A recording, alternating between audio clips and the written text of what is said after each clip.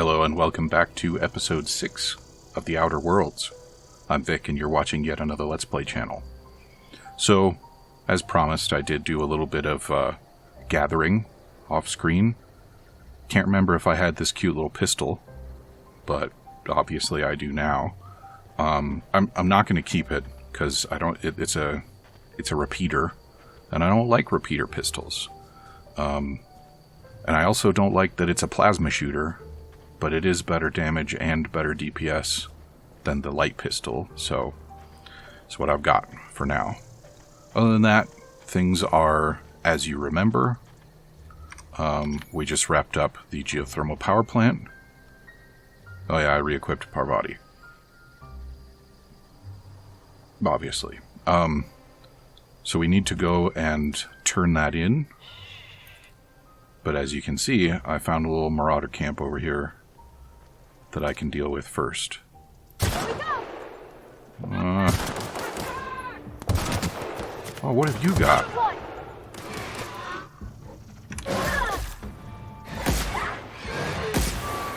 I want that one. Yeah. Hold still. Are you alright? What happened to your gun?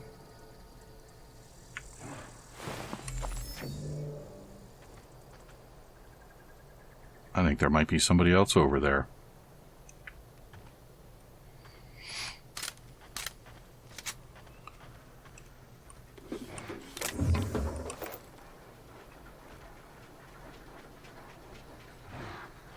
There's definitely something going on. There you are. A tamed canid. But not gentle enough for my liking. Come on. Look at us. Anybody else? Thought I heard another gunfire.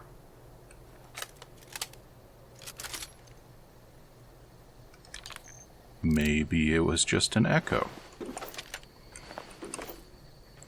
I can already tell that I really want a cheat or a mod to let me carry more, because I can't kill somebody without taking their stuff. And call it a moral failing if you like. But it is who I am. What was I saying? Yeah, so we got the thing. We pissed off the vegan colony, and we stole their, or no, we haven't stole their, we actually have to go back and talk to their boss and steal their thing.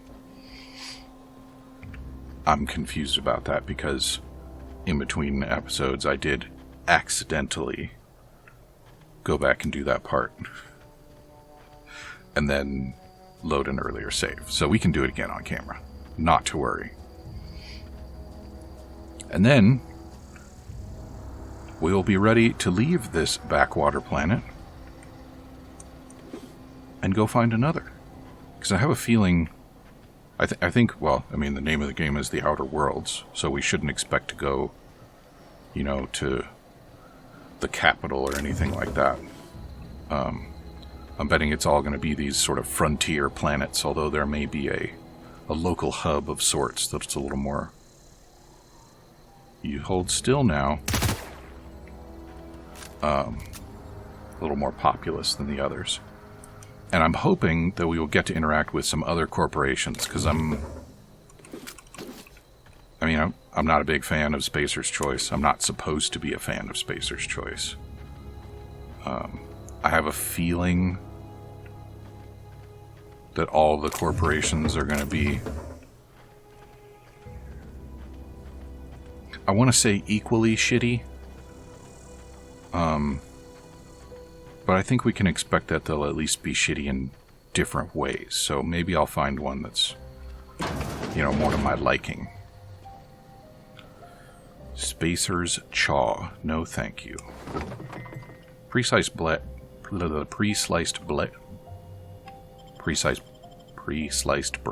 on the other hand, how could I say no?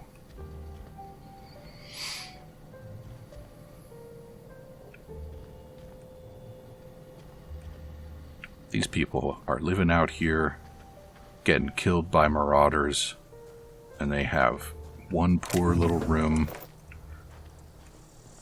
They don't even have a TV to watch in there.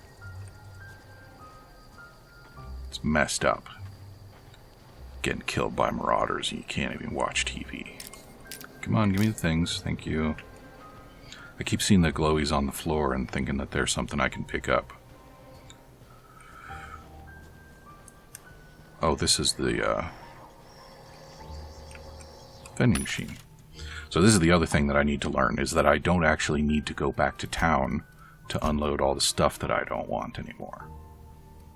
That's the whole point of the vending machines. That it might be enough to mitigate my, 41 damage. It's worth considering. Alright, I'll hang on to it. I'm not sure. I'm hanging on to these two because I'm thinking about maybe giving one to Parvati. Alright, that's that. So now we can go and tattle on ourselves to the boss vegan lady. The boss not a vegan lady, I should say. Ooh. Hey, Marauder, look out.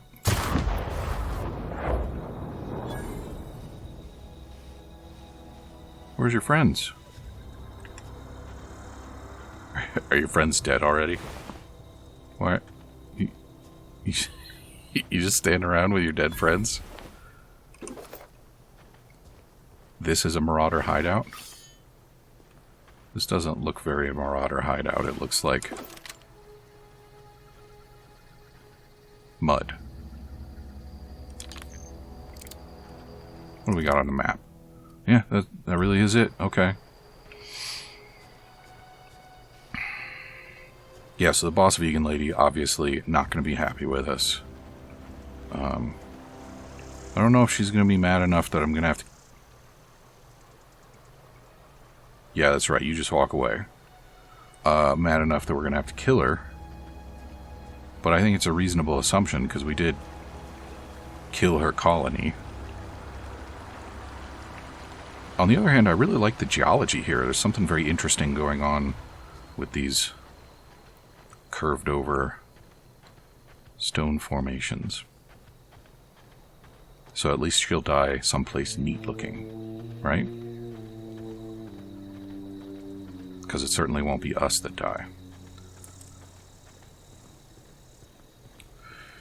Oh, look at that. These guys are just leaving tasty little fruits lying around on the ground. Might as well take them before they hate us. What happened? Sprat fell into a transformer again? We'll just leave these guys to their town meeting. I don't think that matters to us.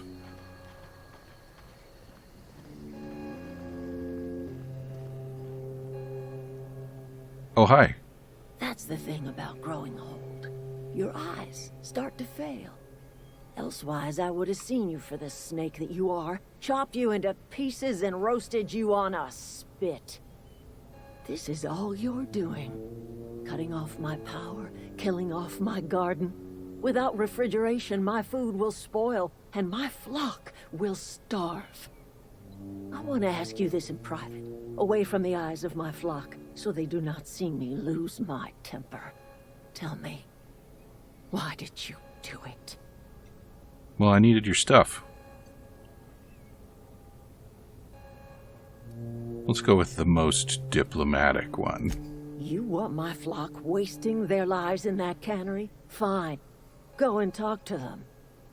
Go talk to Grace and Thomas. Look them in the eye and tell them their life here is over, and the only thing left to do is go back to Edgewater. This is now your responsibility. And you tell Reed Thompson that I will never return to Edgewater. I would rather die among my flowers than live under his management. Oh, okay, so this is the potentially turn it around option. I'm willing to deal with Reed for you. Well, let's see if we can find out more about her story My son first. worked in that cannery. When the plague started coming, he was one of the first to fall sick. We had a store of medicine locked away, but Reed refused to treat him. Said my boy didn't deserve treatment. Said the medicine would have been wasted on him. So I buried my boy in the cemetery, gathered my belongings, and left. That's as much of the story as you need to hear. Well, I mean, I tried to get that out of you before, and you weren't willing to help, so... But I am willing to deal with Reed for you. You offering to cross Reed off, huh? This some sort of twisted reparation for what you've done? Or are you just looking for a chance to sow some chaos? Kill Reed if you must, or talk him into leaving if you can. He and I are not sharing the same four walls together. Yeah, he's not going to just leave. Tell Reed that I can make his people healthy again. I can end their plague. Start a new garden right in the cannery.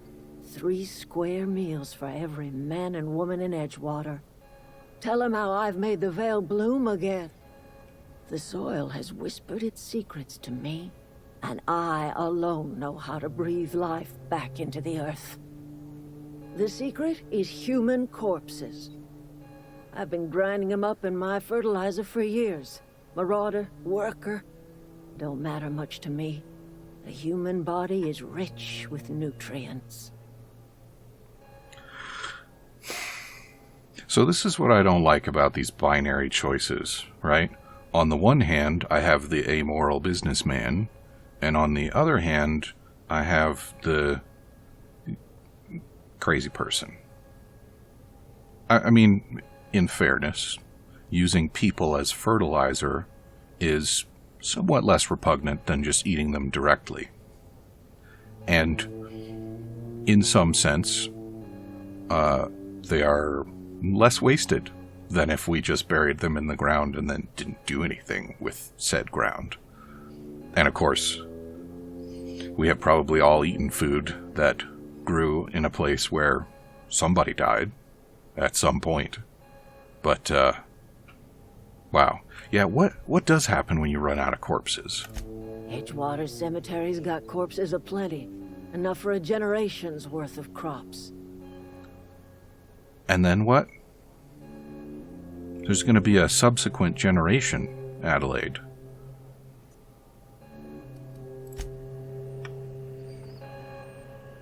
You know what? Let's go talk to Reed and see what he's got to say for himself.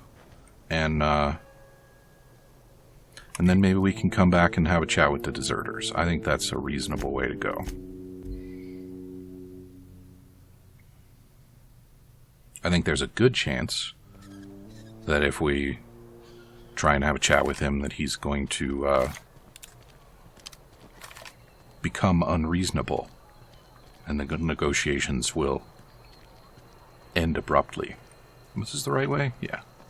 Yeah. But who knows? Maybe the amoral businessman will realize that it's time to cut his losses and seek another investment opportunity elsewhere. Hey, Parvati, do you have anything to say? Yeah, huh? Probably In the not. bar? When I asked if you were a drinker? You sounded worried. Sorry. I know, it's none of my business.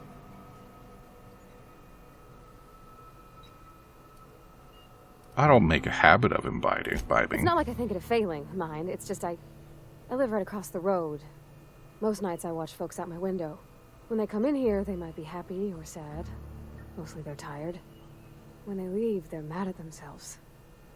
Or they stumble into the alley and I listen to their hearts breaking.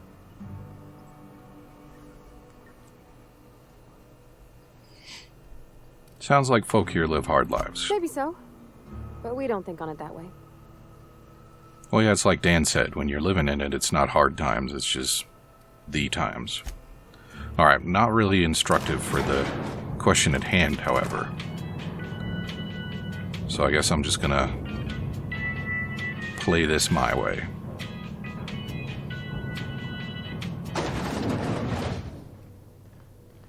So... This is a fine day, friend.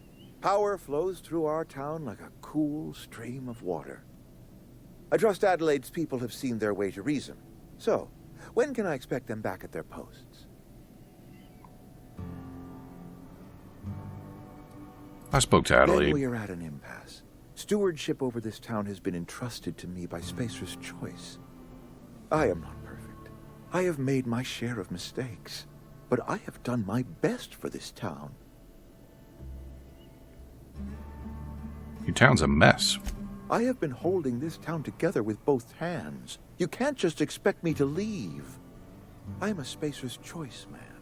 My father was a Spacer's Choice man. Edgewater may not look like much to some buttoned-up freelancer, but it is my home. Adelaide's people aren't getting sick. I don't believe you. Plague's a reality of life. Best treatment is a good work ethic.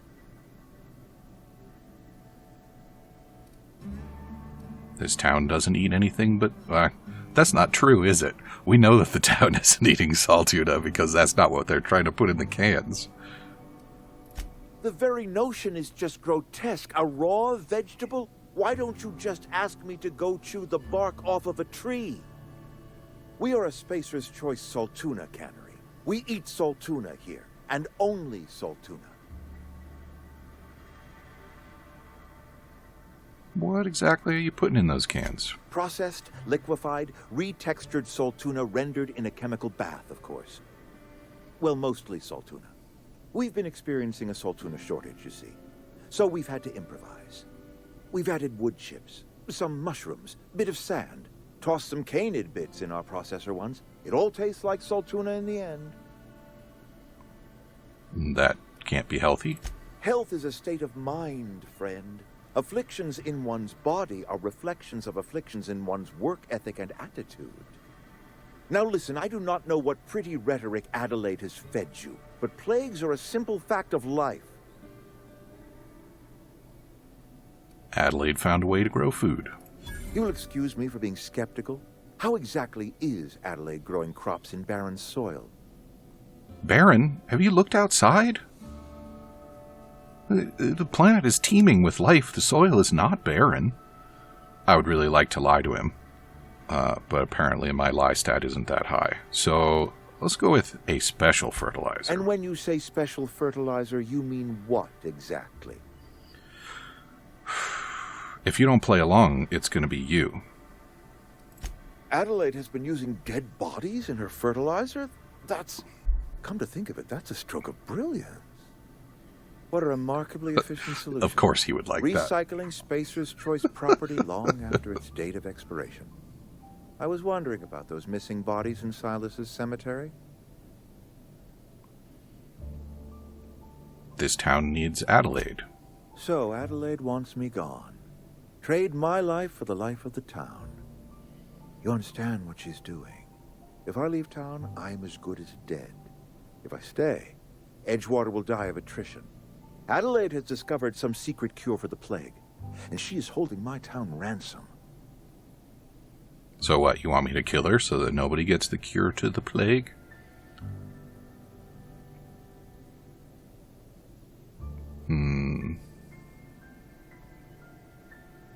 This town could use all the help it could If get. Adelaide's found a way to feed her people and cure the plague, then she deserves this office more than I do. I won't stand in her way. My life here is ended. Give me a little time to settle my affairs. I'm sure Adelaide will be glad to see the back of me. What do you know? Reed Thompson is a decent human being after all. Take care. I was sure that was going to end in bloodshed, poor body. Like, honestly, weren't you? Especially when I couldn't pass the lie check. I really should have known that he was going to be impressed with the corpses, though, of all the things. Alright, and now I believe this is the everybody wins solution, although I'm still really dubious about putting the crazy plant lady in charge. She does have a functioning garden, so there's that, isn't there? Barren soil. What a moron. So, guess what? Look at that. The snake's come back. You can call me the savior. I never thought I'd see the day that Reed Thompson abandoned his post. Suppose we all have a breaking point. Suppose it's time our flock made our way back to Edgewater. We must tend to what remains of the town and carry on with our lives as best we may. You're vexing to me, you know? Injuring us with one hand, helping us with the other. Here, I'm giving you something to leave us be. It's a ransom, you understand, not a reward. Take care. Ooh.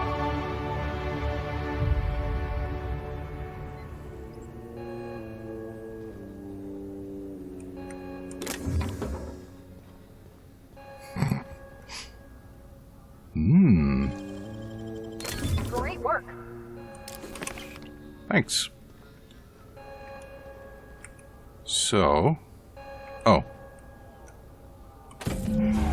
Now I've got what I need. Have fun, everybody. I'll probably come back and steal all your stuff later. But we don't need to deal with that right now. So it's back to the ship. It's back to the ship. You know, I was never notified of the fines that I was supposed to be assessed. So I'm just going to assume that there are no such fines, and everything's good. Is this your ship? Oh my stars, she is just so handsome. Does she have a name yet? What's her drive model? Oh, gosh. Listen to me babbling. When I was in Edgewater, I dreamed of flying on a real ship, working on a real engine, belonging to a proper crew. I'm the only decent mechanic Edgewater's got, but every time I think of going back, I get this sinking feeling. It literally never occurred to me that you would go back. Well, it's kind of you to say that. And you're right. I wasn't happy. I want to ask you something, and you can say no. But can I come with you? I could tend to your engine. I know my G-valves from my catalyzers, and I can keep your ship singing. And if you ever need a pair of eyes watching your back, I can do that too. What do you think? Well, my ship doesn't sing. She sort of sasses instead. But sure, we're going to call you Kaylee now. Yes! I mean, thanks. You won't regret this, ma'am. Captain. I can call you Captain now. Ha! I got a captain. That's right. I'm Captain Solo. Or something.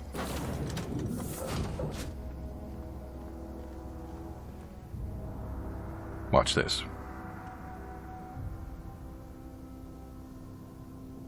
She's not doing it. How rude. So, there is a thing that I feel that my ship is lacking. And that is... Ooh, it's not a tossball stick now. But it is storage. Like, I got all this...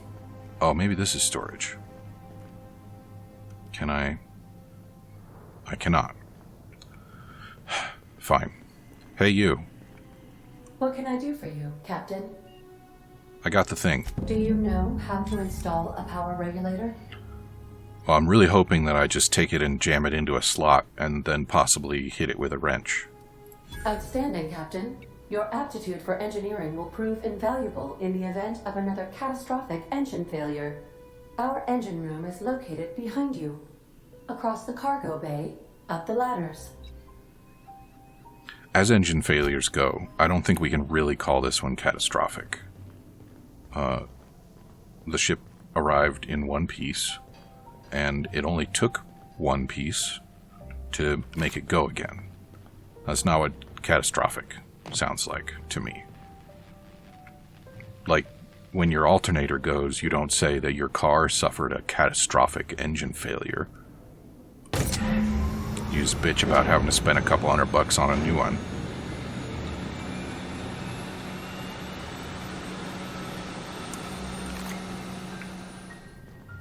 Or, you know, more than a couple $100. It's been a while since I needed a new alternator. What do you think of that? What can I do for you, Captain? I did the thing. All systems are operating within acceptable parameters. I am prepared to bring the Unreliable into low-altitude orbit. This should prove an adequate test of our flight capabilities. See, this is when we experience the catastrophic engine failure. Let's do it.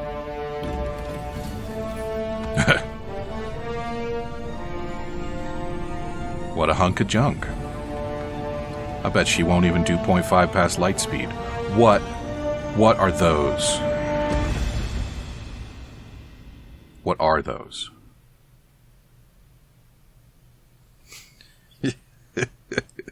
Against all odds, the Unreliable takes flight.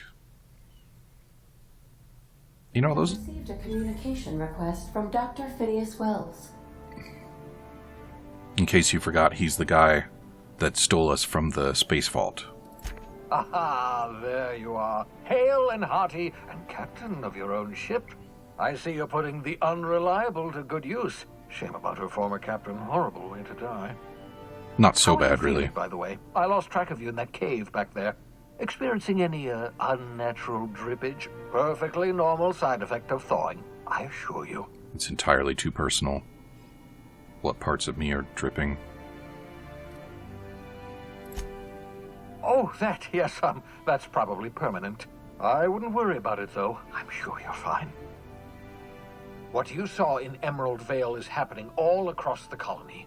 Food shortages, lack of supplies, and basic necessities. We're dying. The chairman, the minister, and all their lackeys on the board are to blame. The Hope has some of the brightest minds Earth ever sent us. If we can revive the Hope's colonists, they can help us undo the board's mistakes. They can help us set things right. You need to get to Stellar Bay on Monarch. I have contacts there. They'll help us, find the chemicals to revive your fellow colonists. Gladys Kelly, lovely woman, runs a cozy little black marketing outfit on the Groundbreaker. She can get you a nav key to land on Stellar Bay. Okay, so we've got a Fallout 3 kind of situation here. We're gonna repair the water purifier and save the capital wasteland. Can't I land somewhere outside Stellar Bay? In theory, I suppose you could land your ship in Cascadia, and in theory, I suppose you might survive the experience. Cascadia is utterly seething with dangerous, highly aggressive creatures, more than capable of tearing you limb from limb. You'd have to be a lunatic to land in Cascadia, and I'm reasonably certain I tested your brain for incipient signs of insanity. Trust me, talk to Gladys Kelly. What's this about a nav key? Captains don't fly their own ships, you see. Your navigation terminal handles the, navigation. Think of a nav key as a set of flight instructions. The board's been confiscating nav keys for Stellar Bay, so we must rely on unconventional means of acquisition. Hence, Miss Gladys Kelly. Great. So I guess we're going to do that. Excellent. I'll send her a wireless. Let her know you're coming. By the way, I gave Captain Hawthorne a disguise apparatus of my own design, cutting-edge technology, years ahead of its time. I call it the Holographic Shroud. I'm sure it will prove remarkably useful to you. You'll find it in the captain's quarters. Sounds Excellent. neat. I'll contact you once you've found a way to get to Stellar Bay. If you have any questions, come see me in my lab. And remember, Don't trust the board. They'll try to win you over with promises of wealth and power, but it's a lie. The board's only interested in filling their own pockets. If we don't put a stop to them, they're going to run this colony to the ground. Transmission ended. If you are ready to depart, please select a destination on your navigation terminal. Alrighty. Unfortunately, what we're ready to depart is this episode because we're all out of time. Come back and see me again in episode 7, and we will go play with the holographic shroud thingy. Talk to you soon.